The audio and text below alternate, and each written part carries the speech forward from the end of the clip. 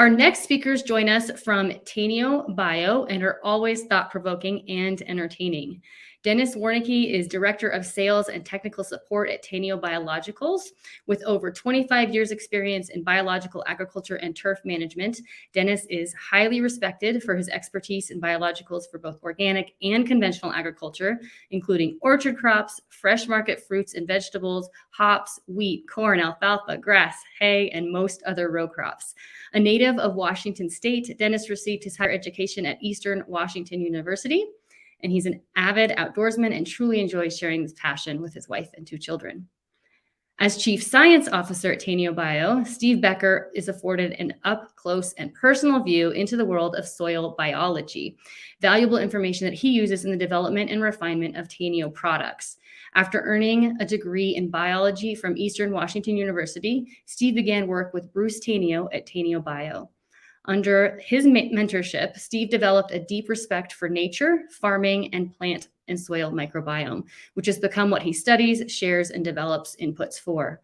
Most recently, Steve became a certified crop advisor and is using the knowledge to help guide farmers to incorporate biological farm management systems into their farms and fertility programs. When not in his lab or out in the field, Steve enjoys spending time outdoors with his wife and 2 children. The pair are part of the dynamic team at Tainio Bio, a company dedicated to producing natural, approachable solutions for healthy soil and crops. Tainio Biologicals has been an industry leader in the development of superior biological ag products for over 35 years. Tainio's Biological Farm Management System, BFMS, is the foundation for a successful regenerative agriculture program. From organic to conventional, BFMS farms produce higher yields, bigger profits, and healthier foods. Hold on tight, everyone, and let's welcome Dennis and Steve, who will be talking about the role of soil biology in regenerative agriculture. Well, thank you very much, Sarah. Hello. Yeah, we're going to take what Nicole said, and I think drill down. She said a lot of what we're going to say. I think we're going to drill down into a few specific areas, as we tend to do, and our favorite is generally the soil biology, so we're going to jump right into that. And I think we should be good to go. We should be good to go. Okay. Again, thanks everybody for joining us. Thanks for joining this wonderful event. A lot of great speakers here over the next couple of days, which helps you hopefully as a grower head down that regenerative path. So with that being said, let's go ahead and just get started. So a lot of what we look at is, in order, I guess, to talk about the topics of conventional agriculture, we need to kind of know where we've been. Yeah. We're going to talk a little bit about the rhizophagy cycle and how that goes into nutrient acquisition, soil formation. We'll get in a little bit on water and some field results. So kind of let's get started. So conventional ag, I guess, is what they talked about over the last 70 years was nourishment. I mean, that's really what it came down to. And over the last 70 years, we thought we could apply the nourishment to the soil that the plant needed to grow. Yeah. Today, really what we're talking about here is still nourishment, but rather than looking at nourishment of only feeding that plant, only NP and K, we totally ignored the soil environment. Is we have to feed the soil. And if we feed the soil basically will take care of the plant. And that's really what we're all talking about here in the regenerative practice. And why do we need to do this? It is critical, as Nicole talked about. We are losing our soil at an unprecedented rate right now. 25% of the remaining soil on the planet is now degraded. So if we don't do something now in regenerative agriculture to fix our soil, the problem is not going to get any better when it comes to stresses and droughts and all of those things that we talk about. And so much of that comes down to soil structure. We have destroyed our soil structure. We now have crusting on our soil environment.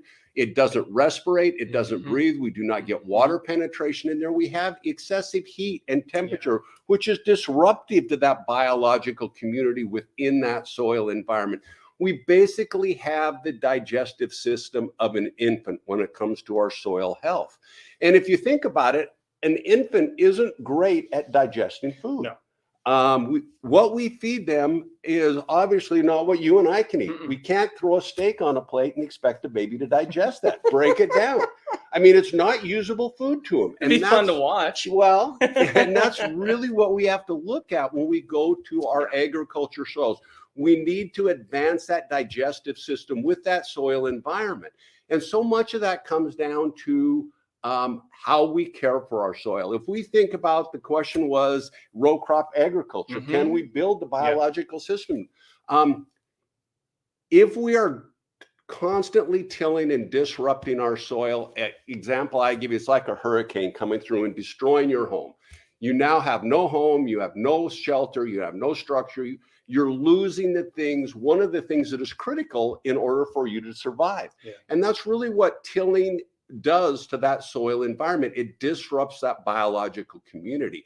Now, am I saying in agriculture that we can't ever till a soil? No, there are some times that actually tillage needs to happen. Get a potato out of the ground. Yeah, if you can figure out how to get a potato out of the ground, good luck without digging. So a lot of what I talk about is how do we repair it once we broke it? What things can we do to that environment to repair what we've already damaged? And we'll talk about some of those things today. And a lot of it is, when do you till? I mean, excessively moist soil, don't go out there and till. Excessively dry soils, don't go out there and till. Do your tillage based on how it will affect that microbial community and what things we can now do to repair. Do the worm test. A worm test is easy. Exactly. And so when we do that, one of the side effects, I guess, of also running heavy equipment across that field is compaction. Especially the wrong time. Yeah, we look at how we compact our soils. Now we've reduced the oxygen level within that soil. We've destroyed soil structure. We now have a layer that water can no longer penetrate. We lose biological communities with that because of the lack of oxygen. So all of these things, and just the root development within that soil environment. Oh, yeah. How often do we see them hit the hard pan and go out?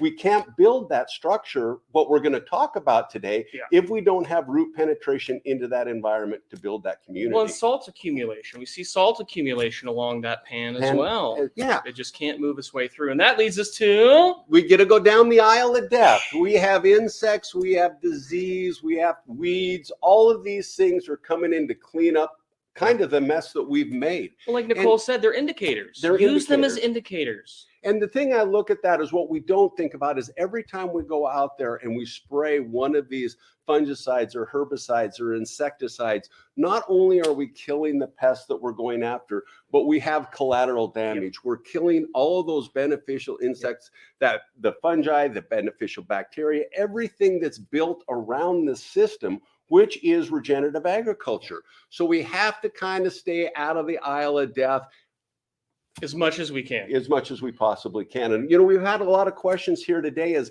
how do I get there? How does this, and it's a process. It is a process. And one of the things that I look at is regenerative agriculture is that process, and it takes time. It is not going to happen overnight. And it's a process with multiple moving parts over time. So there's a lot of things that we need to manage in order to get this regenerative agriculture to be successful within a soil environment. And all of the things that we can do, the more we can do planned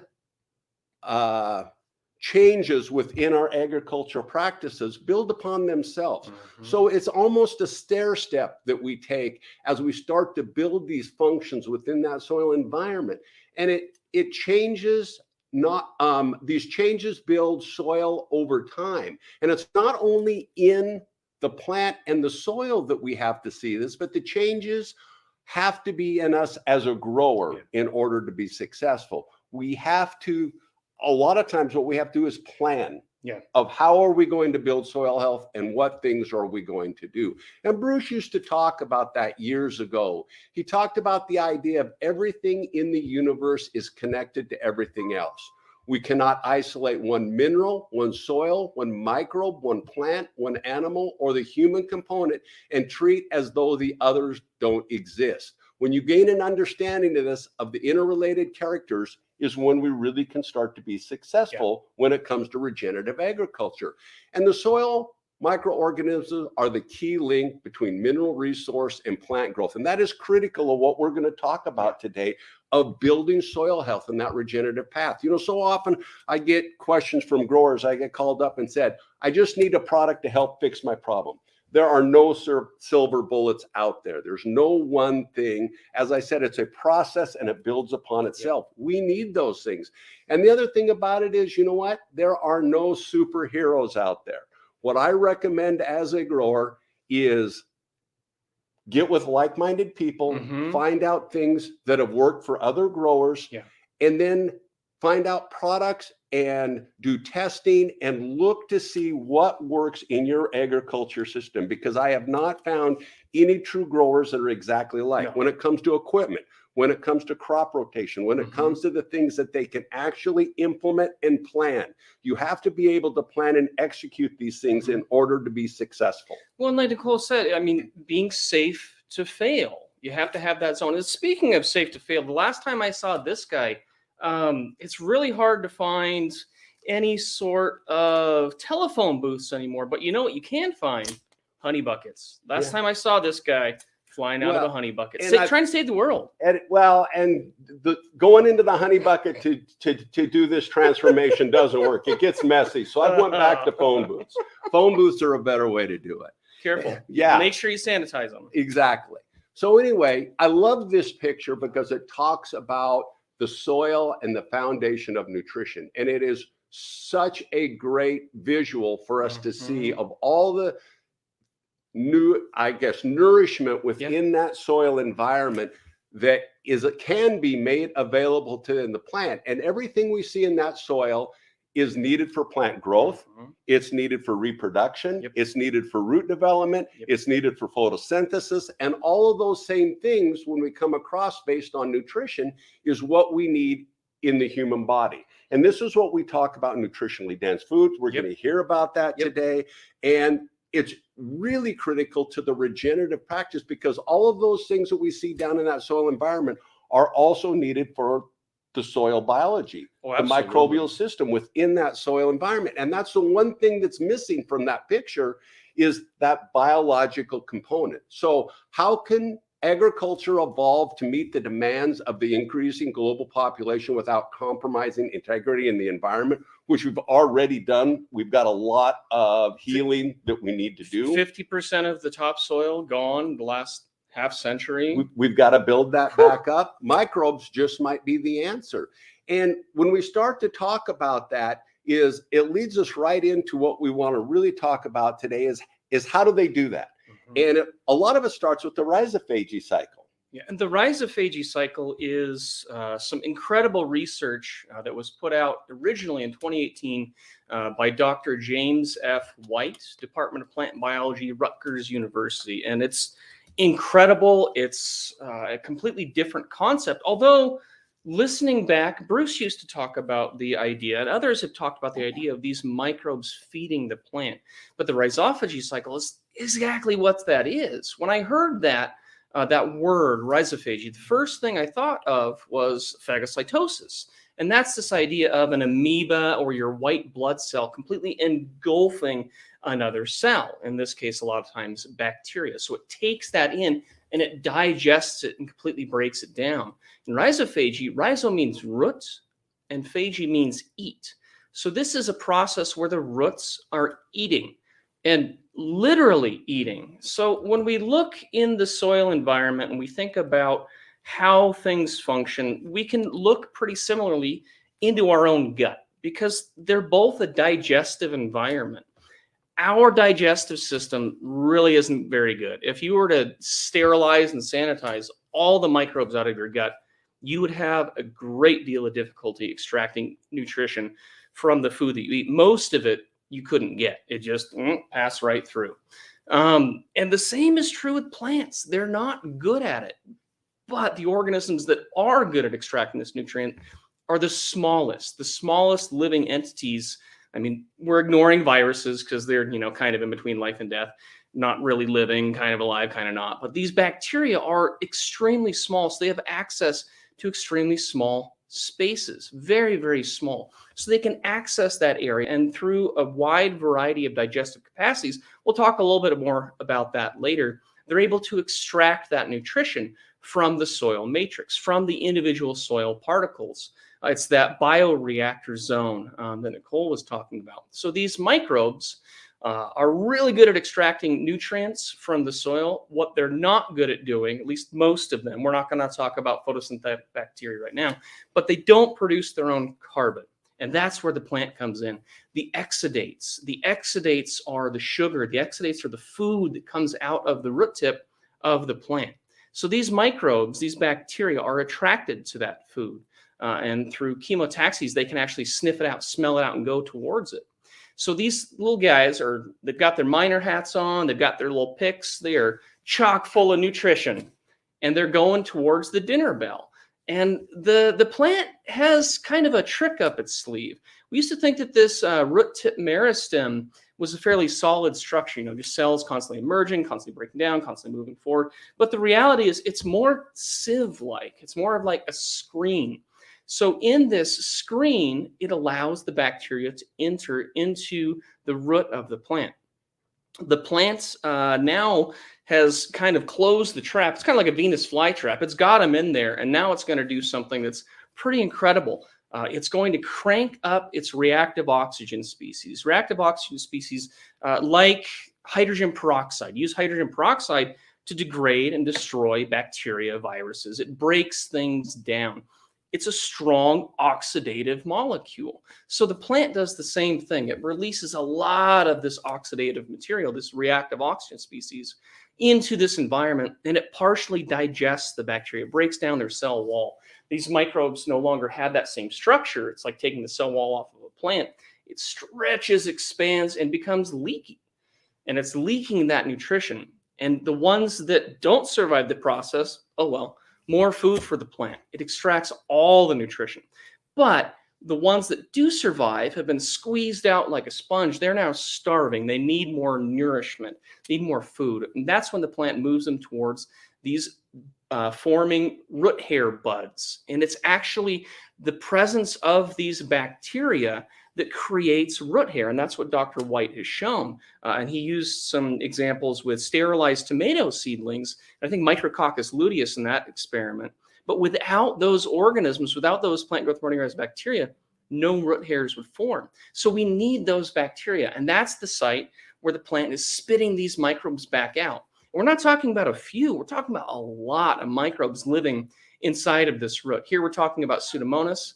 And all these brown spots in the root are intracellular bacteria. All these little speckles and spots throughout that plant are all those bacteria. And this picture shows it really well. Here we can see this root tip meristem and this little haze, these little speckles, little spots. Those are all bacteria. And that's the zone where all those exudates, they're really hungry and they're excited to eat.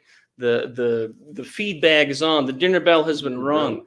And this we can see, this is a nuclear stain where scientists stain the nucleus of the bacteria. And this is the root hair. And you can see them being ejected out of that root hair. So this rhizophagy cycle gives us some incredibly powerful benefits. And having that biological system around that root can do some incredible things. Dr. White's identified 3 basic ones, and that's plants absorb nutrients from the microbes. That entire process of microbes are good at extracting, and the plant is good at feeding. They are able to increase the oxidative stress tolerance in plants. So when a plant becomes stressed, it starts to kind of have less ability to protect itself. It's kind of like an autoimmune disorder where it starts to attack itself. And these microbes, these bacteria, are able to reduce that stress in the plant. And this third one, soil fungal pathogens have reduced virulence. And this is incredible. And virulence, the basic idea is virulence is severity.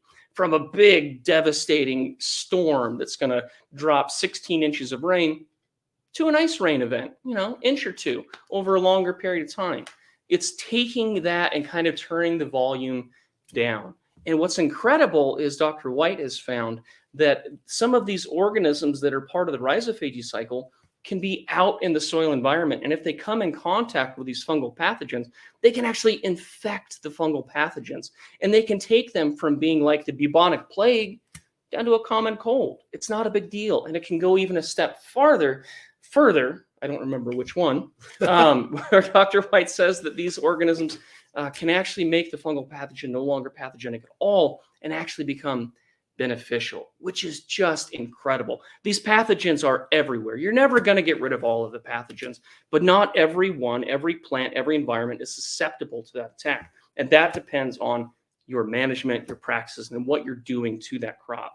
Yeah, there's not a lack of fungicides, insecticides, or herbicides out on the market in order to control these things. And they're still there. Yeah. They're going to be there. They're native in our soil. So how does our soil health manage these things is what it really comes down to.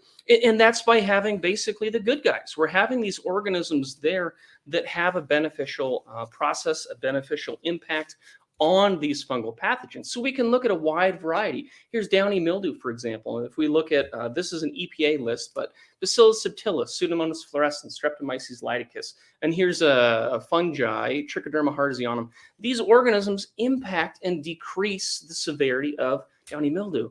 And we can see the same thing in Fusarium. We can see it in Phytophthora. We can see it in powdery mildew, Pythium, Rhizoctonia, and many, many more. What I just mentioned are fungicidal activities and the reduced virulence of those fungicide or those pathogenic fungi by these beneficial bacteria. But we can also see bactericidal, nematicidal, insecticidal, antiviral. These organisms are in that environment and they are literally changing the way the plant grows, changing the way that plant shapes itself, its morphology in the soil itself, aren't they, Dennis? Yeah, and it's so amazing because as you talked about, we see this right at germination. I mean, when you start to talk about the amazing ability of plant to recruit these biological communities because it is so important to growth and root development, as you were talking about earlier, it's critical to this process. And the amazing thing is these seedlings, these tiny little seedlings are putting out exudates into that soil environment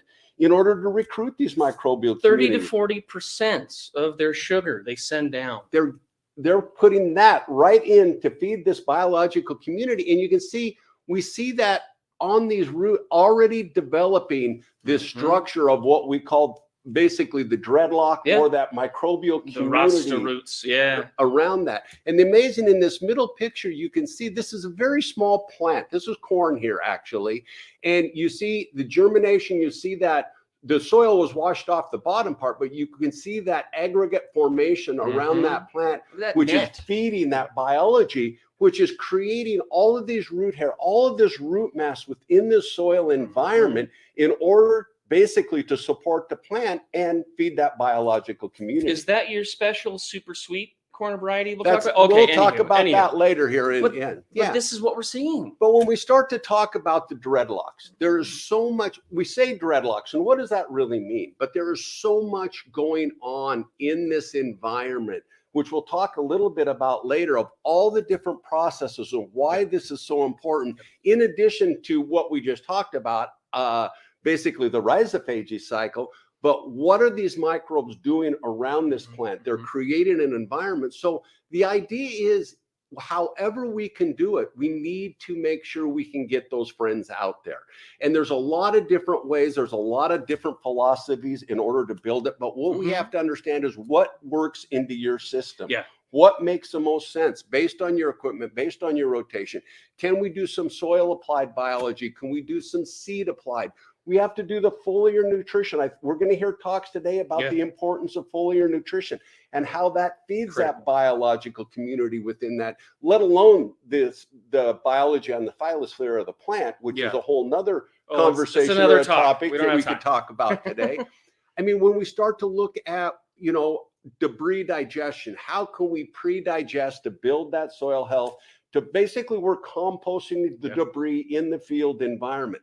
What's out there that can help us do that? Or inoculating compost. We talked about that, to get that out into the environment. Whatever works into your system, a plant can only use these tools if it has access to them. And the fall primer program is a really easy way to get a lot of these organisms out there and start that digestion process. And you're right. If we don't have access to a tool, I mean, you've heard, everybody's heard, if you only have a hammer, everything looks like a nail. if the plant doesn't have access to these beneficial organisms, and that's what this is, this glow, that's Bacillus subtilis growing around that root. And the key is diversity of the biological community, how diversity can be built in your agriculture system. We're going to talk a little bit about why that is even important, the diversity there. And so we go down into this. So really the plant growth promoting rhizobacteria, how do they help with that nutrition? How does this whole cycle work? So we call them PGPR, plant growth promoting rhizobacteria, and that's this group of organisms. Rhizo, again, means root. So these are root bacteria that live on and around the root, and they can have an incredible difference on the plant's growth, its developments, and how it's able to either thrive or fail. These organisms are directly producing phytohormones, and they're also indirectly, they're encouraging the plant to produce its own phytohormones. And this is increasing leaf number, area, chlorophyll content, and overall development of these leaves. And we'll talk a little bit about size here later. These PGPR are producing antibodies and enzymes to break the soil, break these materials down, and to access this. They're producing exopolysaccharides. Easy for you to say. Barely. Exopolysaccharides. These are the glue that's binding the soil together. And we have these free-living nitrogen fixers that we'll talk about. And so when we talk about these organisms, one of the biggest things is their ability to, like I talked about before, extract nutrition. They need that food, and that's what they're good at. So I like to think about these bacteria as, if you look at these drawings, they look like pills. They look like supplements to me. So that's how I think of them. These are plant supplements. This is a supplement for the plant. And it's an organic supplement. And an organic. Yes. In a biologically available form. It's the best. I mean, literally the best.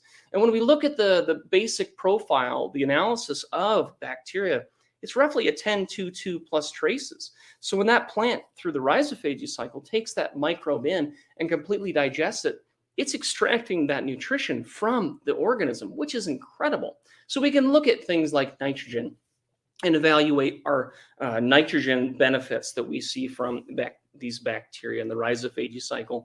Originally, the nitrogen cycle was pretty oversimplified. Nitrogen assimilation in non-legume plants went through a basic process of nitrate, to nitrite, to ammonium, to amino acid. And that's basically where it works. And what most fertilizers was nitrate and ammonium. And that was pretty much it. But the end goal is that amino acid. And that's what these bacteria are doing. They're generating amino acid because that's what they need. They need protein. They don't need just basic nitrogen. They need protein. It's estimated that the microbial nitrogen accounts for roughly 30 to 50% of total nitrogen in crop fields. And this is what most people think of when we talk about nitrogen fixation in plants. A nodule and rhizobia growing inside the nodule. The quick question is why? Why is that structure necessary? And that structure is necessary because the nitrogenase enzyme is extremely sensitive to oxygen. Once it's exposed to oxygen, it's irreparably damaged. It no longer functions and it can't work. So this environment, and this is an oxygen gradient, is what this is showing. So we have a decreased oxygen amounts in this zone. And we can see the same thing when we're not talking about rhizobia with these free-living nitrogen fixers. When we looked at those dreadlocks, those rostrats, we had this environment. And I mean, the difference is the same as inside your house to outside. It's cold outside. This morning, it was 17 degrees when I went outside, take my daughter to the bus. It is not 17 degrees in my house. It's a much better environment for my life. And the same is true for these bacteria. They're able to fix this nitrogen around that root structure, and then through rhizophagy, they're able to take that up. It goes deeper, and I mean literally deeper when we talk about endophytes. Endo means inside, and again, phyte is plant. These are organisms that literally grow inside the plant. When I first heard this concept years ago, my assumption was they'd enter and they'd be fairly isolated, small area. They wouldn't really have much access to the plant. The reality is these organisms are growing throughout the plant. You can find them in the leaf, the stem, the stalk, the root, the trunk, all over throughout the plant. And if they're nitrogen fixing organisms, they can increase the nitrogen content of the plant. Here, this was done through the rhizophagy cycle. This is research by Dr. White in 2020. And here we can see no bacteria and with the presence of this bacillus. I don't even think this is a nitrogen-fixing bacillus strain, but since it's a 10-2-2, 10% of that organism is going to be nitrogen. So the plant has the ability to take it up. But to do so, it needs a lot of phosphorus. And phosphorus is critical to plant. It's a part of ATP, adenosine triphosphate, which are basically like little batteries that power pretty much every process in the cell. And by having adequate phosphorus, especially early season, we have early growth, early root development, and then later in the season, phosphorus is critical for seed production. Phosphorus is also a component of DNA, and every single cell, every single organelle, every structure inside of you, a bacteria, a plant, an amoeba, tardigrade, everything is surrounded by a phospholipid bilayer. This is a hydrophilic and a hydrophobic zone that separates the inside from the outside. And it's a lipid, a fat, and every one of these little dots is phosphorus. It needs that phosphate. So we utilize a lot of phosphorus. Difficulty is phosphorus is finicky at best. It's temperature dependent, pH dependent, soil structure dependent, soil composition dependent. If you spend $100 on phosphorus and conditions are perfect, you're going to get $20 to $25 of that phosphorus available. If the pH is too low, it binds up very quickly with iron and aluminum. If the pH is on the higher side, we bind up with calcium. And you can see this zone of availability, maximum availability, is very small. And that's where these organisms, these phosphate solubilizing bacteria come in, also known as PSB. Phosphate solubilizing bacteria nullify the antagonistic effects of soil calcification on bioavailability of phosphorus in alkaline soils. These microbes are making that phosphorus available through a number of different strategies. These phosphate solubilizers are going to take, depending on what they're stuck with, if you're stuck with a like tricalcium phosphate, they're going to use enzymes, phosphatases, phytases, acids to extract it off of that calcium. If we're in a lower pH and we're bound up with iron, siderophores are produced, which they're actually designed to chelate iron, so the plant is going to get iron, but you're also going to get the phosphorus coming off. Same with the calcium. When we extract that phosphate off of the calcium, we release calcium. So these organisms, like I mentioned before, they know how critical phosphorus is. They know they need it for reproduction. So they're kind of greedy. They like to soak it up and store it for a rainy day. These are pictures. This is Lactobacillus casei. You see these little white dots, and this is Bacillus subtilis, these little brown spots.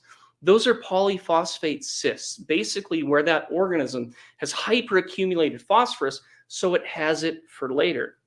But when we take that idea of the rhizophagy cycle and combine it with these phosphate solubilizers that have accumulated phosphorus, we're not at a 10-2-2 anymore, might be at a 10-5, a 10-7. But these little beads of fertilizer are going into the plant. And as we can see, they're supplementing the phosphorus of that plant.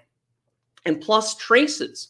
This quote by Dr. White, strains of bacteria are unique in terms of the nutrients they provide to the plant. We see the same thing in mycorrhizae. We're finding that we have some that are better at nitrogen, some better at water, some are better at phosphorus. Same is true of these rhizobacteria. You can utilize some for potassium. We see improved potassium content, calcium content, sulfur content, manganese content, magnesium, zinc. It's just incredible all of what can happen inside of this zone around the root, isn't it? And that's what's really critical. When we start to hear what you talk about, we talk about biology and making nutrition available, we should think about decaying organic matter within that soil, breaking it up and making it. But now we start to talk about the breakdown of organic debris for nutrient. We start to talk about the enzymes produced in order to release nutrient and make it available. We talked about the rhizophagy cycle now, where they're actually taken into that root zone, digested, and spit back out. And now when they're spit back out, they're hungry. The plants communicated. They're chatting on what that plant needs, and the biology goes out there and gets it. When there is recruitment by the plant, they'll change their exudate profile to attract different organisms, different species. And so, Steve, I see we worked on this slide a little bit while I was gone. So anyway, you didn't know about that one, did you? Yeah. So soil biological systems, they need three things. They need stable food, they need stable environment, stable water, and oxygen. And you can see down here, This is the cookie fairy, I guess. 4 things. Oh, okay. Sorry. Yeah. New math. That's why 3 things, 4 things. It's new math. Yeah, I know. It's the new changes on a regular basis. This new math that the kids are doing these days. This is a cookie fairy telling the cookie monster here. You got me messed up on the fairy thing, man. That, you know what? Cookies are not stable food. Yeah, they got egg, milk, flour, a lot of good stuff, right? But it's not stable food. Biological systems need diversity of food in order to grow. And we all know the best food for the microbial community within that soil environment is an actively growing plant. Yes. But we also have to think about when we can't have an actively growing plant, or there's not one there, or we're putting biology into that environment, or we want to help feed biology to get it through a certain process, or we have a cloudy, cold, wet period, stressed period of plant. What things can we feed? We need to start to talk about the food, which is basically another presentation that we could do sometime. But they create that environment. That's back to this one. Yeah. That's why they have that roster root or those dreadlocks on that plant, which takes us right into soil formation. That's the site of soil formation. This is why they're doing it. So, as Dr. Hatfield has talked about, we start with the biological activity. We build organic matter. We've got the improved nutrient cycling that we just talked about, which now builds biological communities within that soil environment. And now we get into that soil structure process. And that's such an amazing thing, because when we talk about soil structure, I look at it as how much sugar can we put down into that soil to build that biological community. It comes to photosynthesis. The more nutrition we have in that plant, the more leaf you talked about in increase more leaves and increase size was one of the benefits, which they do that for a reason, so that plant can photosynthesize and put more exudates and sugars into that soil environment. And this is a picture of some walnut trees in California. And the amazing part was what the grower was so impressed was the amount of leaves and the size of these leaves. I mean, these are huge solar panels. And what are these solar panels doing? They're feeding, as we look into that soil environment, they're feeding that microbial community. Well, and slow down. I think John's going to talk a lot about that. And Kind Harvest has some incredible presentations on photosynthesis and this information. So check out Kind Harvest as well. Yeah, check those out. Little plug. Yeah. And so we see these roots in the upper right-hand corner. And what we see when we basically zoom in on that, we see all the beneficial bacteria, the mycorrhizae fungi, the fungi. We see the entomycetes, all of that in that soil structure, building these homes, building this environment. And for a long time in agriculture, we used to think that decaying debris was what really built soil carbon. And in fact, back in the early days of cover cropping, a lot of that was we're putting organic matter back into that. Which is critical. It is critical. Absolutely. But there's a much larger, I guess, when we look at that picture, it's much larger, that research is starting to identify that dead microbial biomass and other microbial residues, as Nicole said, the spit and all of that. Oh, yeah. Yes, can we're actually, getting there. I know, can contribute even more significantly to the stable carbon pools. And when we start to think about that, that's just amazing of what goes on. And it's basically how they create that structure, that roster root is what builds this whole process. That's I think the quotes from Seinfeld, that is one powerful loogie. Yes, exactly right. So these organisms are taking individual soil particles, and again, on the smallest scale, individual clay particles. We're talking about bacteria that are 1 micron, extremely small. And like the snail, they have to build their own home. Just like our house, we have to build this structure to create the environment that we need to perform those activities, creating that redox environment that allows reduction of some of these elements so that they're actually in an available form so the plant can utilize it, increasing moisture holding capacity, gas exchange. These microbes need that home.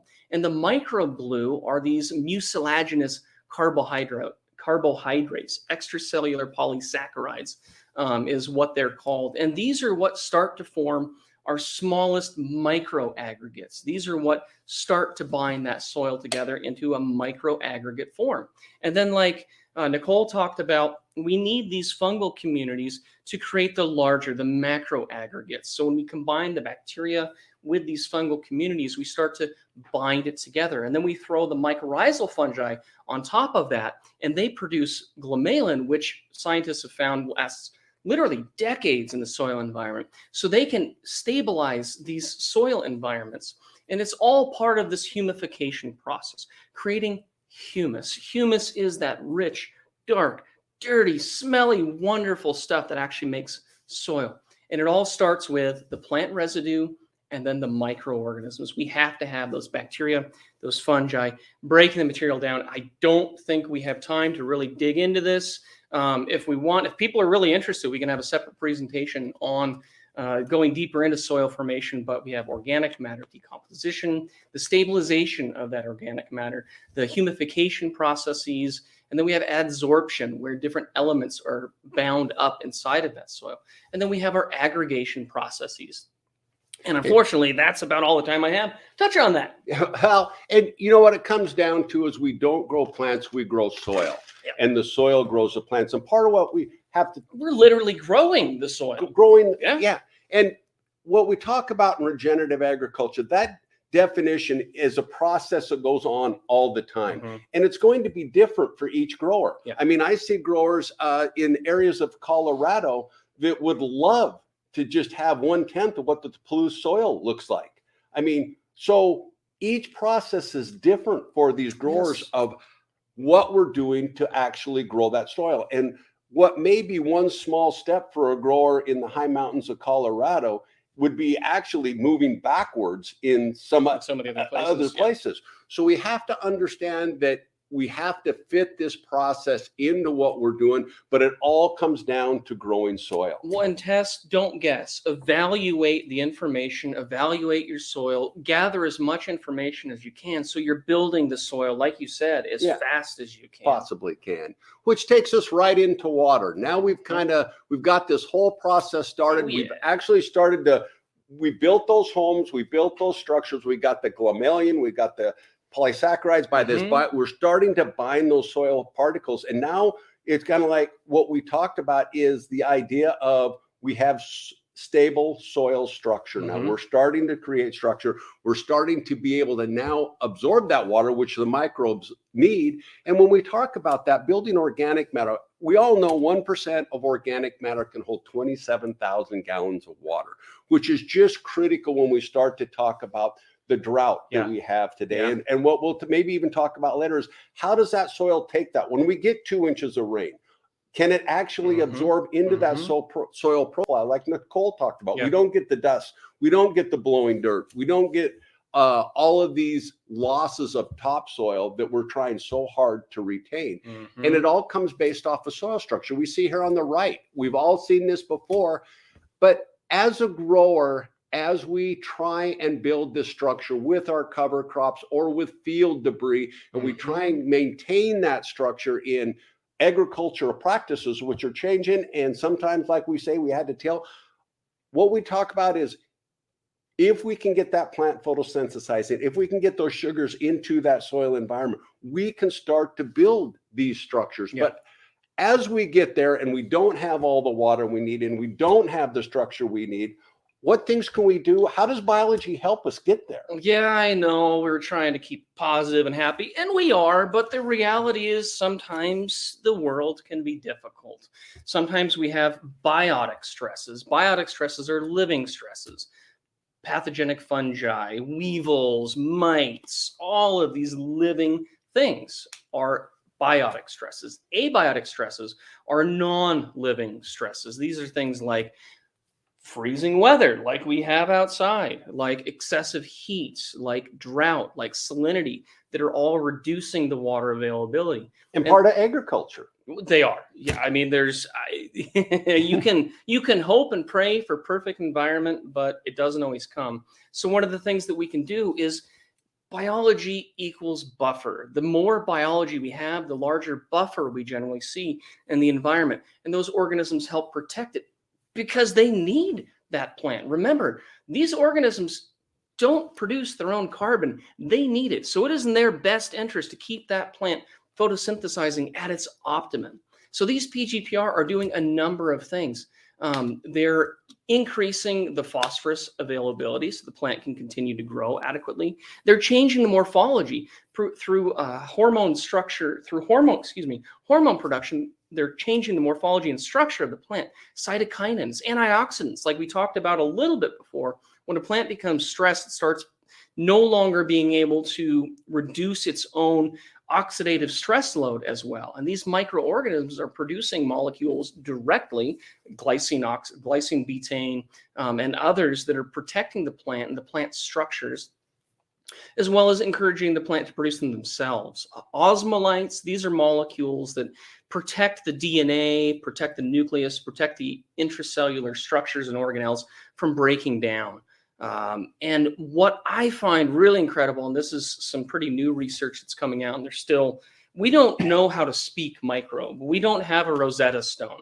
We're starting to understand some of the language, and what we're finding is incredible. So just the breadth of these microbes, and I know I'm sounding pretty silly, but the breadth of these microbes, they're exuding volatile organic compounds. And by breathing this, by exuding these compounds, they can actually communicate with the plant.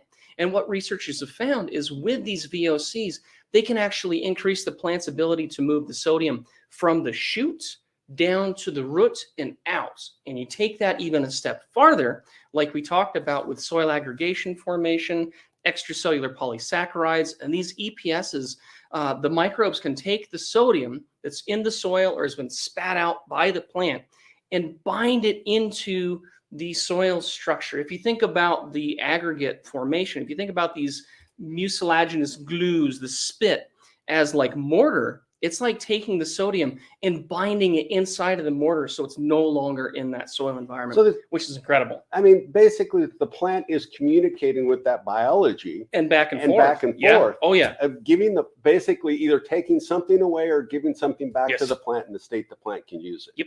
Which is, I mean, when you start to think about it, it's pretty incredible. Oh, it's huge. And it can literally mean the difference between life and death, production and loss of yield. Rhizobacteria capable of producing ACC deaminase may mitigate salt stress in wheat.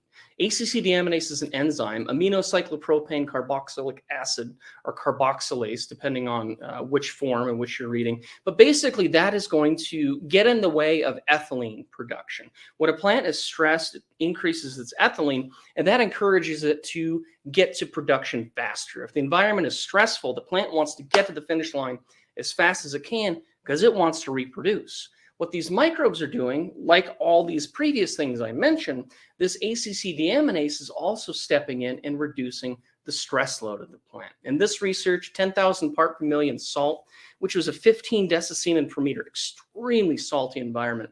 And they were using Pseudomonas fluorescens, Pseudomonas putida in this research. And the wheat is at normal yield? No. But in a salt environment like this, actually getting to yield and having that production is huge. Well, and you're looking at just based on those pictures, that's over triple the yield at least of what we're seeing with and without them. You get your magnifying glass. I know you can count I'll count them. And here this is an example with Panibacillus polymixa and using Arabidopsis in a lab. And what the researchers found is, my little underline moved, by utilizing these organisms under drought conditions, these plants survived 2 extra weeks, which is just incredible. And you can also see better developed roots. And that's one of the benefits that we see by having these organisms. Well, and that's partially to access water, isn't it? And when we think about 2 weeks, a timely rain can make a huge difference in failure or success. I mean, it's just critical. And we see this in those roots. And the thing I love about these roots is, yes, overall plant health, we basically reduce stress, increase the environment for that plant to basically mine nutrition, get water, get its nourishment, which is what we've been talking about this. There are so many things going on when we start to talk about root structure and what that is doing. And when we start to think about that, remember we talked about field debris, we talked to microbial biomass. This is more microbial biomass, more field debris. All these things we're talking about in agriculture of building soil health. We're building a structure within that soil environment. And that's really what this picture is about. It's Carbon. It's 1,000 words. Yep. And the amazing part about this, since we're talking about stresses, this was a wheat farmer here in Washington State. And the amazing part about it, this last year we had a very severe drought. A little bit. Yeah, just a little. This was winter wheat, and we went out and we dug up these roots and we took a look at them. And the farmer looked at me and he goes, "Where are these plants getting this moisture? Yeah. Where is this coming?" You can almost see there's a color difference there of the moisture availability to that wheat. And did he have no stresses at all? Yeah, we can see there's some stresses going on. But based on the dry conditions, and we talk about June, where we hit the highest temperatures with no moisture, record setting. I mean, he was impressed. He actually had what he felt was, based on the environment, a very good crop. Some of the growers around there had total loss. I mean, this is dry land wheat in Washington State in a drought. That is hard. Yeah, that is hard. Well, when you're expecting 6 inches and you only get 4 inches of rain. And Nicole's laughing at us now because of Australia. She goes, "Come on over, boys." I know. That's easy.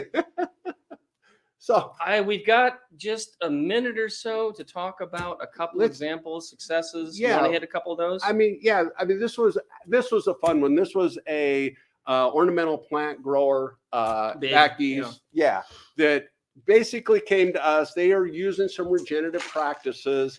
They were using some biology, but they still weren't having the successes. They were still having a loss. This obviously was bleeding heart, which is Dicentra. Thank you, Steve. Which is a very high dollar crop for them. But they were doing a lot of good things, but they still weren't getting to where they wanted to be. So we made some recommendations. We made some changes that they might want to do within their process. And the amazing part this year, they got a ton of rain. The Dicentra field, which doesn't like wet feet, is now it was underwater. It was underwater for a few weeks. And so they were very impressed. I mean, the quote here is basically, "We feel confident that we had experienced these conditions in the past under our old growing procedures.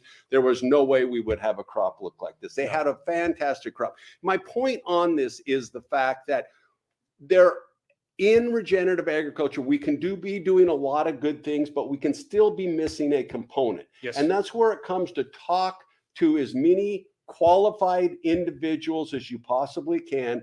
Get yourself with like-minded people, learn as much as you can, and then apply those things. And when we take a step backwards, again, learn. Failure's okay.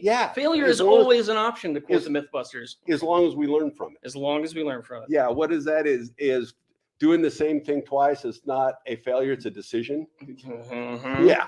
All right. Well, and were microbes the silver bullet in this environment? No, it was a complete program. It was a lot of things that happened. And part of it comes down to the understanding of how to use biology. That was one of the key components that we understood that really helped change this process, is understanding how that biological component functions, how we apply it, how we use it. Because as I always say, Bruce figured out a long time ago these organisms, how to build these organisms and put them in an assisted dormant state. The hard part is making sure we keep them alive. How do we get them into that soil environment in a living state so they can do their function? Well, and our babies need food. And this grower worked with AEA quite a bit and producing more exudates. That's what we love about it, is utilizing these foliar programs and utilizing this foliar nutrition to optimize photosynthesis, to maximize the output of exudates. Yeah, we see that, and we got to get going here. Peaches, cherries. You know, this is that corn that I talked about. I saw the root. That's your special variety. Yeah, it's candy corn, comes out of Thanksgiving. But anyway, we'll move on. Yeah, so cherries, it doesn't matter what crop we talk about. The basic needs of all crop in this are the same. Yeah. So with that being said, there is one more thing that we'd like to let everybody know today. It's kind of with a heavy heart that we lost Athena Taneo, Tina, this year. She was Bruce's wife. Instrumental in Tainio Biologicals in the development. A pioneer over the last 30 years of promoting exactly what we're talking about here today, regenerative agriculture. She's going to be greatly missed, but Tina, I want you to know the Taneo family is here. We're going to continue on with your legacy that you and Bruce started of being the leader in regenerative agriculture and keeping this process going. So thanks, everyone. I guess we'll go to questions. Thank you so much, gentlemen. And yes, I know that our community at Acres USA is also going to miss Athena and all she brought to our community. So thank you for sharing that with us. We do surprisingly have about 1 trillion and one questions for you. We won't be able to get to all of them, but let's dive right in. The first is, what are the best tests to utilize whenever testing soil? Like, do you have any reputable testing companies that you like to use?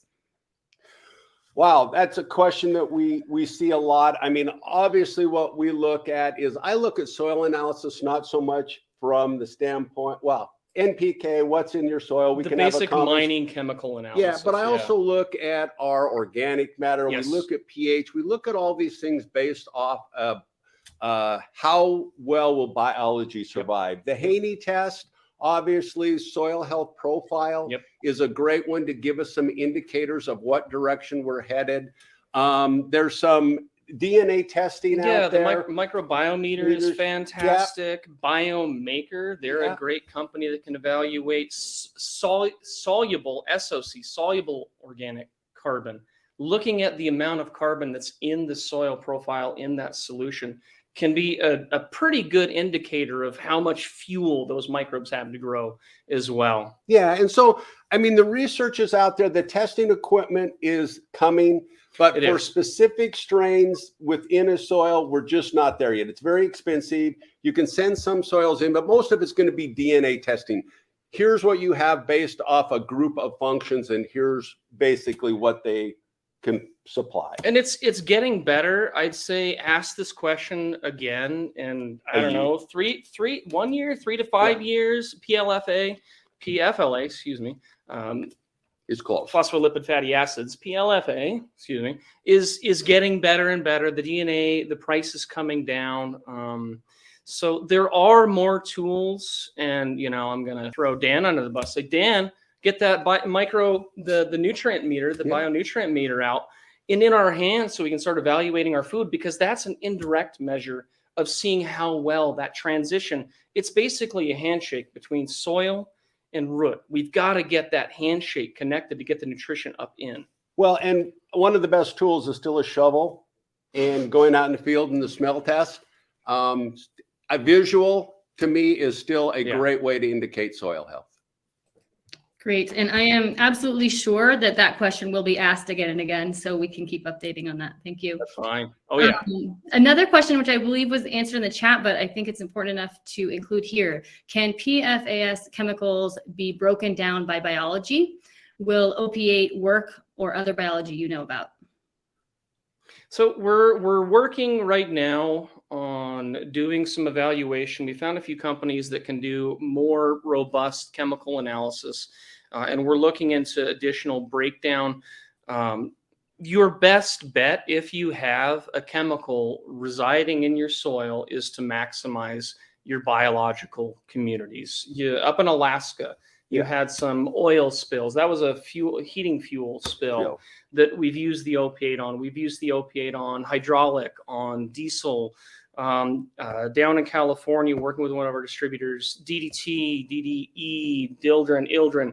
So utilizing those organisms, getting them into that soil environment and allowing them to start the breakdown process is critical. So you have to get them there. And a lot of times these degraded soils are lacking in food. So you're going to need carbon. Usually fish hydrolysates are fantastic for that. Humates are fantastic for that. And you're also going to usually need extra phosphorus, utilizing extra phosphorus to maximize the digestion and reapplication, depending on the chemical. I mean, we know with glyphosate, for example, that the AMPA is pretty nasty, and that's one of the breakdown byproducts. The glycine oxidase pathway can break it down. So, sorry, long and short, yes, these organisms have the pathway to break down many, many, many different chemicals. And most of that is just looking at the biochemical pathways to see which organisms have it and which organisms can then break it down. Well, and what we need to remember is it's the same thing as just agricultural practices. We have to build them. We have to keep them alive. If we have actively growing plant in there, we're going to speed up the process because now they're being fed by more the carbon. We have to reinforce the troops. Some of these are toxic to microbial communities. So we have to reinforce them and build them in that soil environment to get it done. Mm-hmm. Oh, you guys each that finish up with 1 minute left. So I'm going to throw you another one and you guys are going to go really fast, right? Okay. So when I know, no pressure, guys.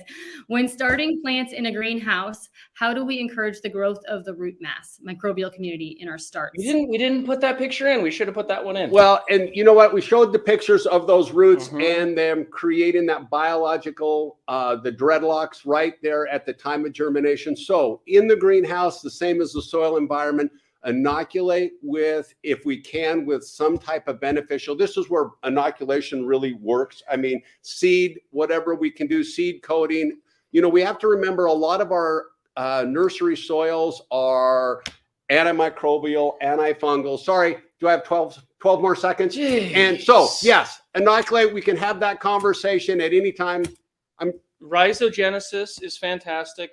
Mycogenesis, which contains mycorrhizal fungi, putting those organisms either during transplant, which is a fantastic time, or drench. You want root access. Whenever you have root access in the greenhouse is your best time to get those microbes, rhizobacteria, where they want to be.